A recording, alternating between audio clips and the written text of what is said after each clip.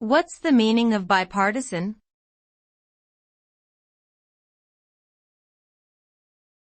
Bipartisan.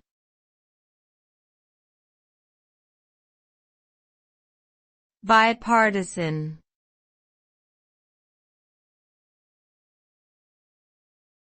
Bipartisan.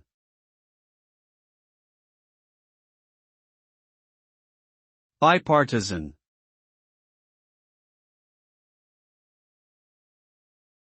Bipartisan refers to a political situation or decision in which both major parties, such as the Democrats and Republicans in the United States, agree and work together. Specifically, it means that two opposing parties are able to come to a consensus and work together for a shared goal, despite their differences in ideology or political affiliation. This term is often used in the context of legislation or policymaking, as it implies that the resulting outcome represents a compromise between the two parties. Bipartisan cooperation is often seen as beneficial in promoting stability and progress in government.